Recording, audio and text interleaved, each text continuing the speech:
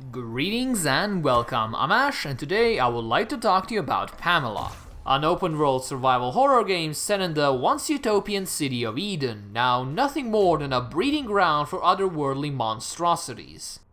As you might expect given its genre, Pamela features plenty of exploration and passive storytelling, resource management, and tense situations where combat might not always be the best option. Much like the vast majority of survival games out there, Pamela is currently in early access, which means it is both unfinished and unpolished. But if you're interested in finding out whether the current version of Pamela is even worthy of your attention, allow me to give you my thoughts on the gameplay presented so far, and you can hopefully decide from there. Once you've uttered a prayer to the machine god and somehow gotten through the 5-minute loading screen without crashing, you'll be met with a rather intriguing intro. Before you even have a clue about what's going on, you will find yourself nearly drowning in a cryo chamber, only to then get unceremoniously dumped onto the ground. Once you finally get your bearings and start exploring around, it will quickly become apparent that something terrible has happened to Eden. The station itself is almost perfectly maintained, yet the only human beings you will encounter throughout the intro are corpses twisted in bizarre and strangely artistic positions. In many ways, this introduction reminded me of System Shock and its slow, creeping horror. What I mean by this is that Pamela never makes you think the world is over, but it certainly makes you feel like you're not welcome in whatever nightmare you're woke in. It is a very atmospheric start that instantly got me interested in exploring pretty much everything Pamela has to offer, but also slightly weary of the terrors that might await just around the corner. Unfortunately for the whole horror aspect of Pamela, the near complete lack of sound ended up eroding the atmosphere the intro spent so long building up. It is perfectly fine to have a quiet section while you're still exploring the world and getting used to the controls, but when you're running through the middle of the city, there should be at least some ambient sounds to psych you out. Perhaps a quiet groan off to the left, or the sudden rustling of leaves right behind you. Things that don't really matter but make you subconsciously panic and never let you cool down while in a dangerous area. In Pamela, there is almost none of this. Just the tip-tap of your footsteps and the occasional combat music when you slam face first into an enemy.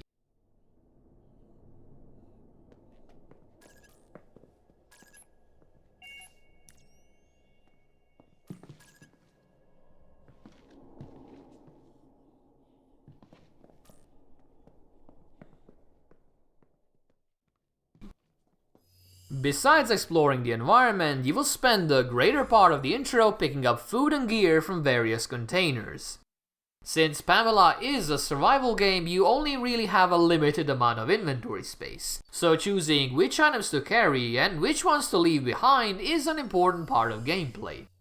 Do you carry around tons of food and water to ensure you don't die of starvation, or do you focus on conditionally amazing items like power sources or ammo? These are the questions I would be asking myself if Pamela didn't sprinkle about 3 million containers throughout every area of the world, essentially ensuring you will never run out of provisions.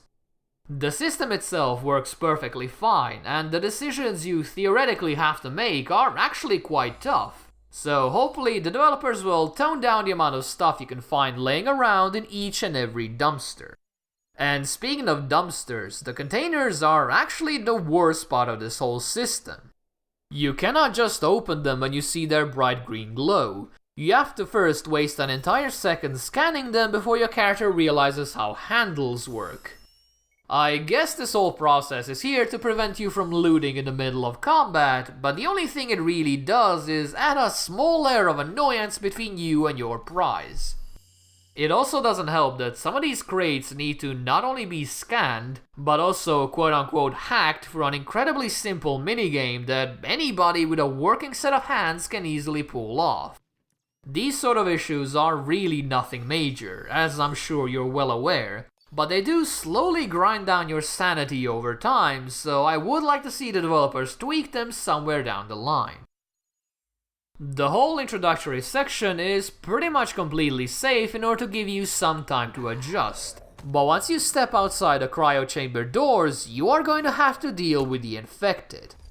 They are pretty much your standard zombie enemy, though they do seem to have at least some higher cognitive thought, which mostly manifests itself through screams and insane muttering. When I first bumped into one of these infected in a dark corner, I nearly peed my pants as I had no weapons and no armor to my name. I had to beat the thing down with my bare hands, losing the vast majority of my health and resources in the process. After that, I spent the next 30 minutes avoiding combat like the plague, always careful around corners and doorways given how very few sound cues Pamela gives you to warn you of dangerous situations. All of that tension and fear quickly dissipated once I snuck into a large room and noticed 5 infected fighting against a single robotic enemy.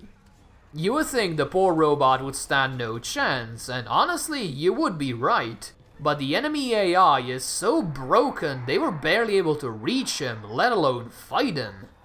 It is while watching this cycle of failure that I realized the enemies in Pamela are not something you have to fear. Because why would you be afraid of a monster you can easily avoid through advanced tactics such as move slowly backwards? As you might imagine, this swiftly erased any and all horror from this survival horror. And from that point on, I pretty much play through Pamela like a Terminator, completely safe in the knowledge that my enemies can be outsmarted by the very floor they stand on. If Pamela is to be a survival horror, this is the very first aspect of gameplay the developers will need to improve. Because until the players fear each and every single encounter with the infected, it is going to be neither. Much like the vast majority of survival games out there, Pamela allows you to construct your own base. But it is not quite as simple as smashing 2 rocks together. Since Pamela mostly deals with advanced technology, it is impossible to create items from scratch. And it is here that the inventory system starts becoming rather interesting.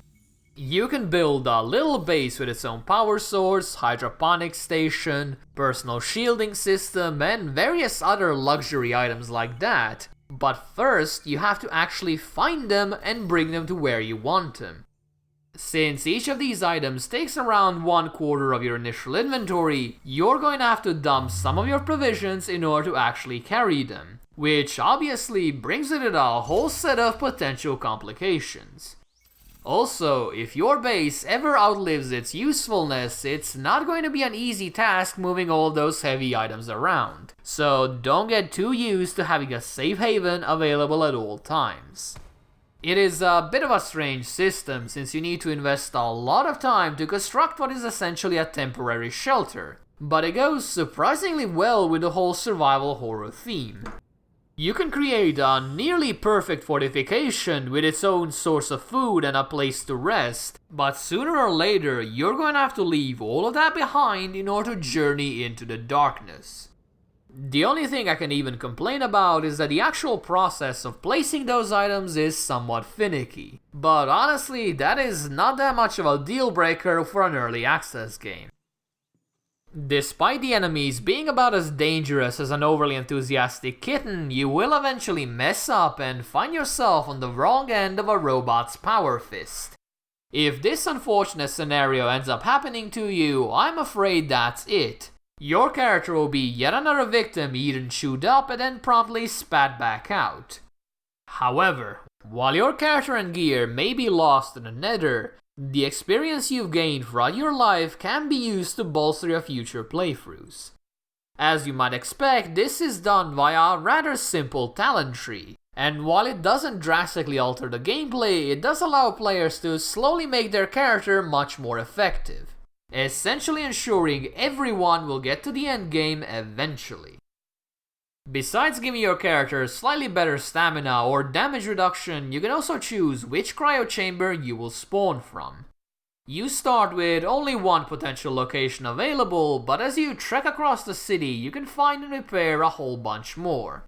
Since each cryo chamber is physically located at a different part of the city, your choice is not simply cosmetic. It affects both the difficulty and the availability of loot.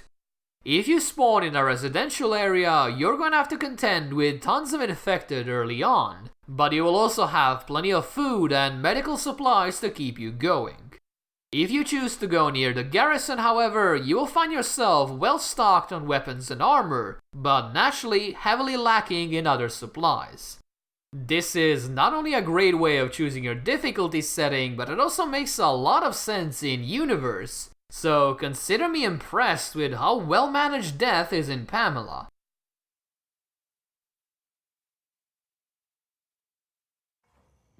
Like the vast majority of early access survival games, Pamela is full of potential. The world is rather interesting to explore, the loot system seems like it can offer a whole bunch of tough decisions after a couple of updates, and the Fallen Utopia setting is a perfect fit for Pamela's survival horror theme. If the developers could fix up all of the major issues, most notably the atrocious enemy AI and near complete lack of sounds, I could easily see Pamela becoming a genuinely good survival horror game. However, until that happens, I would recommend you wait with your purchase because while Pamela has plenty of potential, that potential has not yet been tapped. Thank you guys for watching, and if you enjoyed this, or even if you didn't, please do let me know. And with that said, I hope you have a nice day, and I will see you soon.